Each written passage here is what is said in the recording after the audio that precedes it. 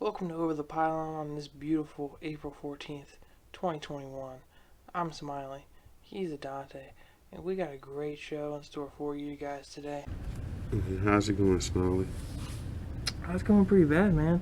Julian Edelman retired April the 12th at 34 years old, 12 seasons in the game. He says it's over. He's racking up his cleats. And does that put an impact on the Patriots organization now? We just lost. He's not like a number one wide receiver, but we just lost our kind of face of the franchise. I don't think Cam's it. So I think Edelman was the face. And why do you say that? I guess because he was Brady's safety valve, especially after Gronk retired. And once Brady left, it felt like Edelman. He had that big catch. He had the big catch against Atlanta in the Super Bowl. He was the Super Bowl MVP against the Rams. He's done a lot for our franchise. I think he was kind of the last standing pillar of that dynasty, aside from Bill Belichick. Do you think he was the face of the franchise? As an outsider, not Patriots fan? I can see where you're coming from, but the face is probably Belichick. He's just Edelman. On paper, he's just a name, but on the field, damn, you're right. He is probably the face of y'all's franchise right now. I was about to say, Belichick, how many teams could you say your face of the franchise is your coach? Yeah, not many, not many at all. But yeah, never mind. You're right. I can see Julian Edelman being the face of y'all franchise. Maybe the Jaguars right now, pre-Trevor Lawrence drafted. Urban Meyer's already the face of the franchise of them. Yeah, well, that situation, that's completely different. But with Edelman being 12 years in the league, he's getting older. What's they say at the wide receiver position? Those pretty much go first out of the whole offense, in my opinion, because that speed gets slower and slower the older and older you get. What sticks out to you from his career as a non-Patriots fan? The catch. Against Atlanta? The catch against Atlanta. Because I still, to this day, don't know how he caught that ball.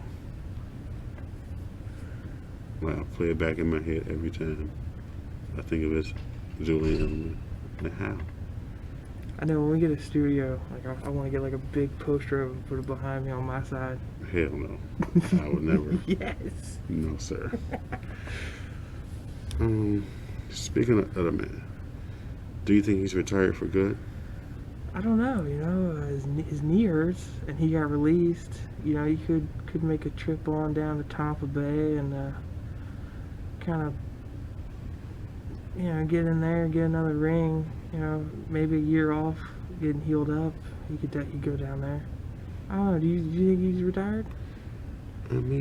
It's a possibility, but Gronk said the same thing, and look what Gronk did. Came out of retirement to go play with Thomas Brady. I remember last year he was making a big fuss out of Brady not signing with the Patriots. I remember it was at a basketball game. He kept trying to incite Brady to pick a team. He was constantly in the news saying that Brady needs to stick with New England. New England needs to make this deal right. So he definitely misses Tom.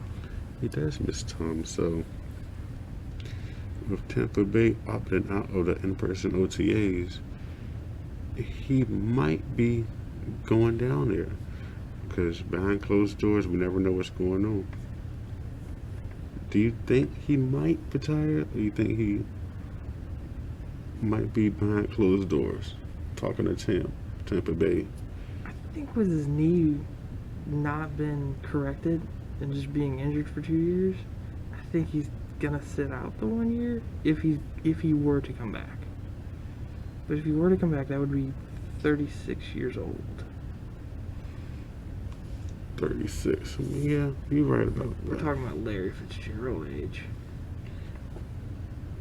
Now, yeah, those are two different, they're two pretty much top caliber wide receivers. Not comparing those two.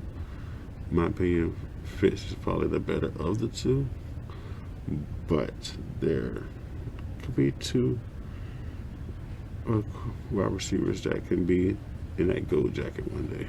It's kind of like the Brady to Aaron Rodgers. You know, Aaron's a better thrower, but Brady's more accomplished. It's kind of like Julian's more accomplished, but Larry Fitzgerald's more of a better catcher. Yeah. It can go both ways also. So where that correlates to each other. Yeah. And we got a couple other teams that opted out of the OTAs with Denver and Seattle. Do you think that hurts the teams, all three of the teams, or makes it better? Well, for Seattle, I'm sure it makes it better because that means Russell Wilson and Pete Carroll get a little space from each other. It's not going to be super awkward having them together just yet. Yeah. And with Russell and Pete, do you think they can coexist this year, or do you think they're going to still try to? I don't know. Pete's kind of a defensive head coach. He's defensive minded. I don't know if he really cares about what Russell thinks. I think he's right in the fact that Russell gets himself into trouble by extending plays and playing hero ball, but there's no one else better at that than Russell. What do you think they'll be able to coexist? If Pete lets Russell run the offense, yes. But if he doesn't, I'm pretty sure Russell's not going to want to be there any longer because of Pete Carroll. And there's still an option of him getting traded. So, again, They did get him some new O-linemen, and he does have a new offensive coordinator. this is true. So, maybe, hopefully, with them opting out of the in-person, Russell, the linemen, wide receivers, Pete Carroll, and that offensive coordinator can all somehow have a virtual meeting or meeting in person off the books to try to work things out. Who was the other team you mentioned? The Broncos. Huh. Yeah, I can't think of how OTAs would affect them. They didn't have that crazy of a free agency, right? Mm-mm. Do you think OTAs matter this year because the preseason is going to happen this year? Yes. Only because they have to, everybody's transitioning from COVID taking over the world last year and transitioning into this year, which we are able to be all vaccinated, be within close vicinities with each other. So yeah, I do. I don't know. I think with 3 preseason games, whereas there was none last year, it's like football is awesome no matter pretty much what. But last year was a lot of fun in the beginning because it took a while for defenses to catch up to what offenses were doing. So you had a lot of high score games. So that's probably not going to be a thing that comes back this year. Yeah. So, we just have to wait and see. Because right now, with them taking these 3 teams taking off, we already know Tampa is going to run that whole division. Denver and Seattle, that's going to be a tough one with Denver not really having a quarterback, and Seattle, they're having issues within. So It's going to be an interesting season for those three teams.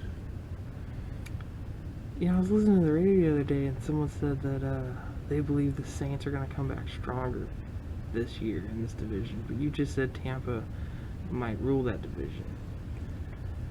I say I'm going to disagree with that because we got Jameis and Taysom Hill at the quarterback position for Seattle. This can be a weird one. Yeah, that guy on the radio must have had some LASIK eye surgery and must fully believe in that thing. Yes, because you got Mr. 30 for 30, or you got Mr. Unproven. Yes, and I can play every position, which they won't be able to use that to their advantage this year because Breeze retired. So they can't bring in. They could bring in a wildcat situation, but everybody knows what's going on. Well, it's funny because the statement kind of has two edges to it, because it says that Taysom and Jameis are good enough to carry the team, and it also says that maybe Drew was really old and struggling, and that he had a rough year last year, and that they could do better than a Drew Brees. Okay, but now between the two, they won't ever come near Drew Brees. Yeah. The only way they could get a Drew Brees is if they get Aaron Rodgers to come to play New Orleans after his year's up, or whatever Aaron Rodgers wants to do. That's a good thing. Do you think Aaron's gonna stay and retire as a Packer? That's a good question. He could go be a Saint. He could go be a Saint, but because he has a few more years on his contract, but none of it's guaranteed. So at that point, the contract's kind of looked at as valueless without guaranteed money, especially with Aaron getting hurt a couple years ago. Yeah. So, but I also saw a couple of weeks ago that he was on the host of Jeopardy. So he might transition to the Jeopardy role if one day he just wakes up and says, I don't want to do this anymore. Yeah, but like, let's say he does Jeopardy and 10 years go down the road and he's just going, yeah, maybe I could have won a bowl. But now I'm 40-something years old, older than probably Tom Brady is, and I can't go back. I wouldn't want that regret hanging over my head, like, hey, I could have went and got another ring. Because, you know, most people would say that if he gets one more ring, his legacy is bigger than Breeze and all these other guys that just got one ring. I mean, that's the thing, he has to get there. And he can get there, but he can't get there. He's on a ladder. He can't get to that last ring. It's always an obstacle for Aaron Rodgers and the Green Bay Packers. A story came out recently too that the Packers are trying to work a deal with him, and they called him kind of stubborn. And yeah, I think they're calling him that because he's not restructuring his contract. Like, Patrick Mahomes got his massive contract, right? Mm-hmm. He's already restructuring it. Like, this year, he already restructured it. Tom Brady's always restructuring his contract. That way he can get more players. I think if Aaron did that, you know, and get that extra player, yeah, maybe they can get over the NFC Championship hump. Actually get in the bowl. Because he just can't get into the bowl. Yeah. And that's why I'm saying, could he just say, because this year be the year where he says, all right, I can't do it. I can't do it. I can't get in there. I'm going up against, like you said, the Bradys, the Russells, so many teams in the NFC. Yeah, you know, some might even throw Dak Prescott's in there. He's probably happy Drew Brees is gone. His division is pretty easy to win. You know, you got Jared Goff with the in shambles rebuilding Lions. You got Andy Dalton with the Bears, and then you got Kirk Cousins with the Vikings. So none of them are going to make any advancements. No. But we're just going to have to worry about Aaron Rodgers when Aaron Rodgers' time. Alright, speaking of time, we'll be right back. Hey, Jacob here with Over the Pylon, and I wanted to talk briefly about our partnership with the Amazon Affiliation Program. So what it is we're going to put a link in the description, and if you want to help support the channel, you can. If you already shop on Amazon, just go ahead and hit that link down in the description. I'm usually going to have it to set something that's like a hot topic on Amazon, like a hot deal. You don't have to buy that. Once you click the link, it's only good for a day. Like, it's not like we're monitoring your Amazon account. So each time you want to support the channel and you're going to go buy something off Amazon, please consider clicking our link. And what it does is, anything you buy after clicking our link, like I said, it only lasts a day. It's not like we're a malware on your device or your Amazon account. But anyway, you click that link and we'll get a small commission. And there's no extra charge to you. It's a great way to help out the channel, aside from giving us a like and subscribing and sharing it to your friends. And hey, if you know me or Adante personally, we're looking to have some guests.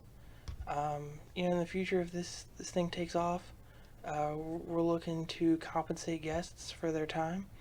But as of right now, we'd love to have some guests come on and just help us get this ball rolling. And hey, you know, who knows? You know, we might need an extra guy on the crew and an extra personality. So we're hoping that we all grow together. Anyway, back to today's show. Alright, so welcome back. Hey Jacob, the other day I was reading the article about the Bills, and it said they were allowing maximum fans in their stadium this upcoming year. And of course, they have to be fully vaccinated. Every fan has to be fully vaccinated. Do you think that's a good idea or a bad idea? You know, it's kind of weird they called it this early. You know, it's April. It's mid-April. Season starts. I mean, I don't know who goes to preseason games, but preseason starts in what, August? First game is September 9th. It's a little early, right? Yeah, I can see where it's a little early for that. I mean, there's predictions that we're going to be out of this, but, you know, just season starts, like I said, September, August. It's April. They got plenty of time to get everybody fully vaccinated, the ball rolling, because I've been noticing that certain sports events are allowing fans to come into the stadium. Just the other day,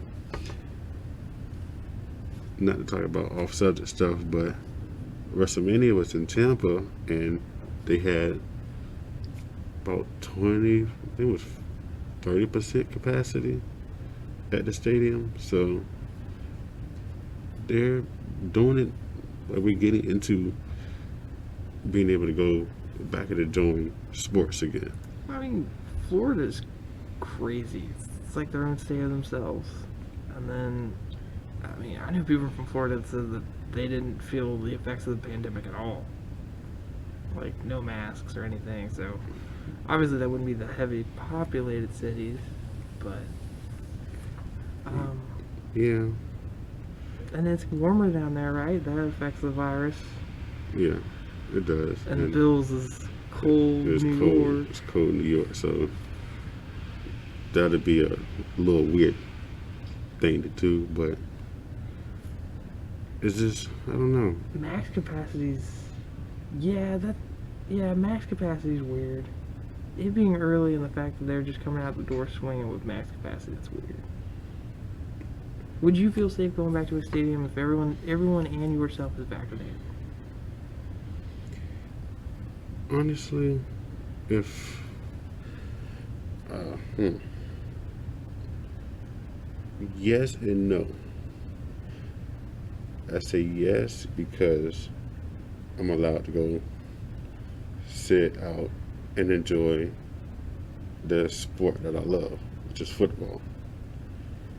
No, because the virus is still out there, even though I'm fully vaccinated.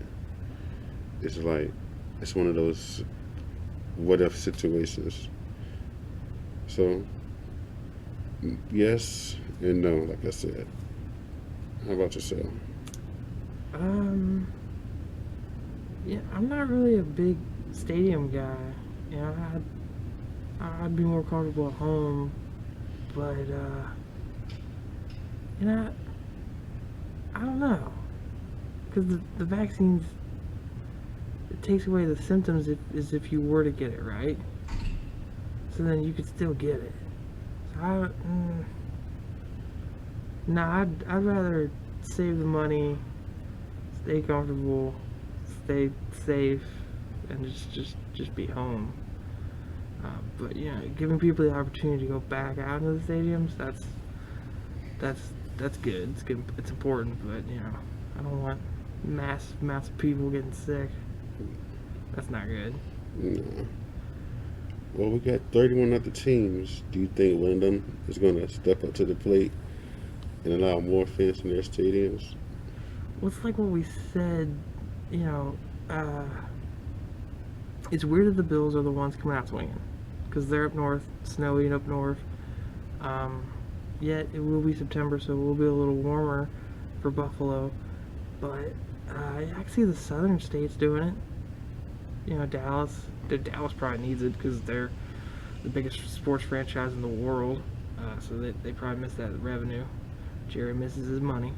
Um, uh, yeah, I can see the California teams doing it. Arizona, Florida teams, Saints. Heck, maybe even the Panthers. You know, maybe that's north. You know, south enough. Yeah.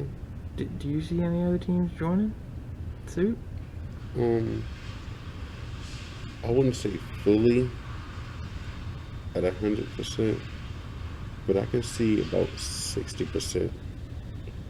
And then as time progresses and the games get more intense, and the stadiums, the facilities, the owners, hell, the states, cities would allow this to happen, then yeah, it can possibly open up to being 100%. Now,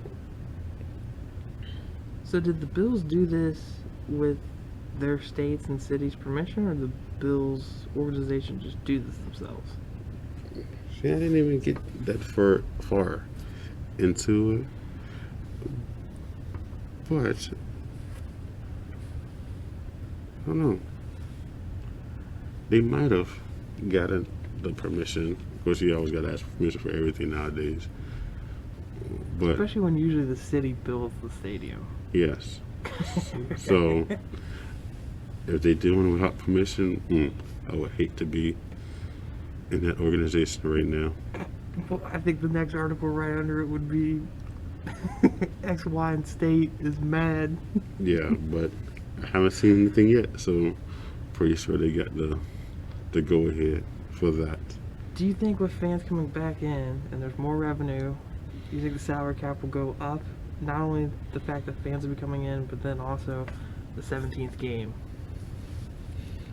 Yeah, the revenue will go up, caps will go up, everything will go up because they'll be able to make money again. Because I'm pretty sure they made money, but they lost a lot of money because they didn't have, like I said, the fans coming in and spending money doing this and doing that.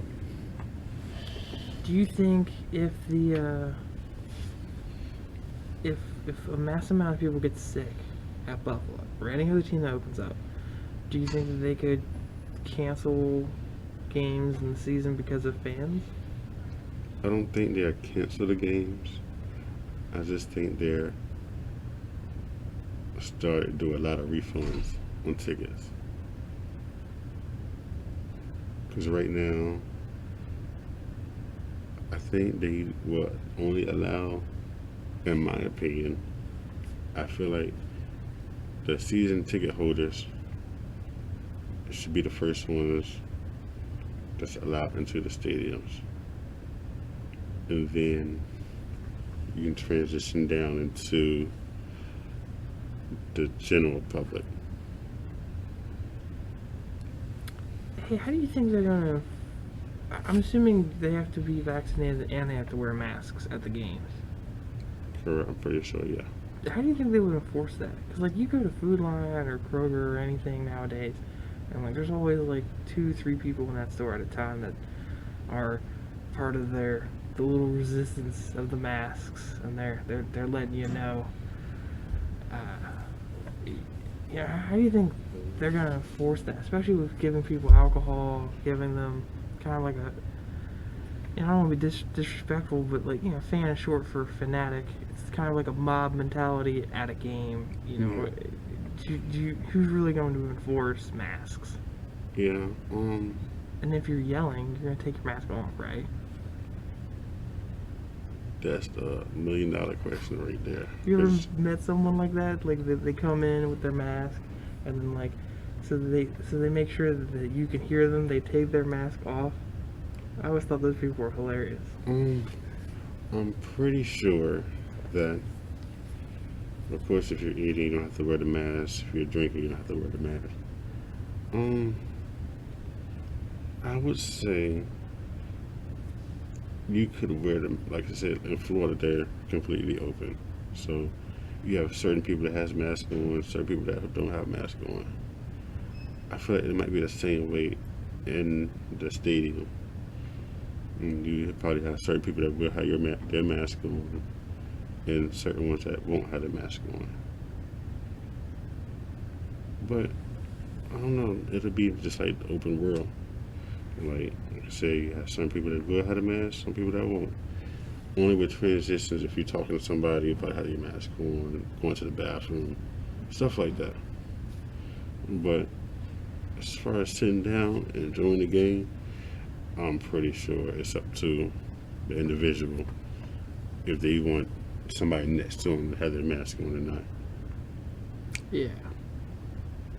I'll tell you one thing that's probably not gonna happen is I don't know what they call that guy. Is he like the peanut guy? The guys that walk the stairs and they sell like peanuts and sodas and stuff.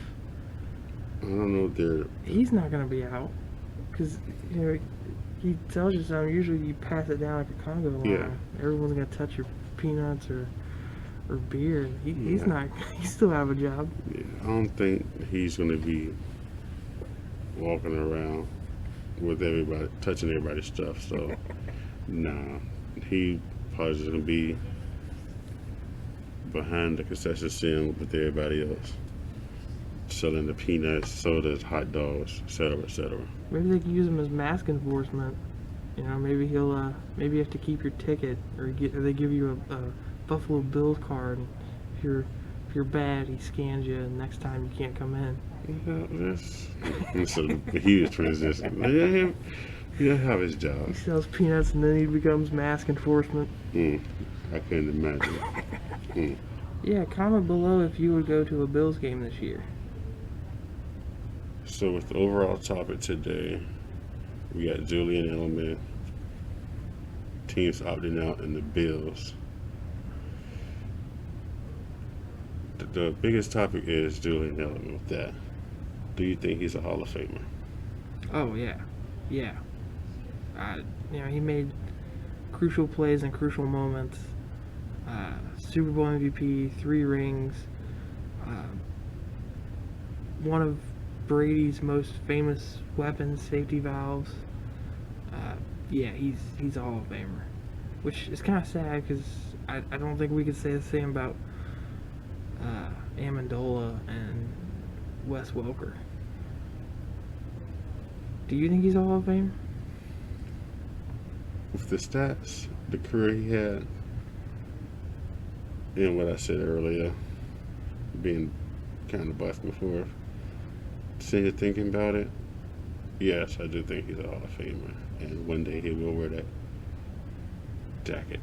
Oh yeah, by no means necessary am I saying like when this 5 years is up, will he be a first ballot? I don't think he'll be a first ballot, but I think he'll get in within his lifetime.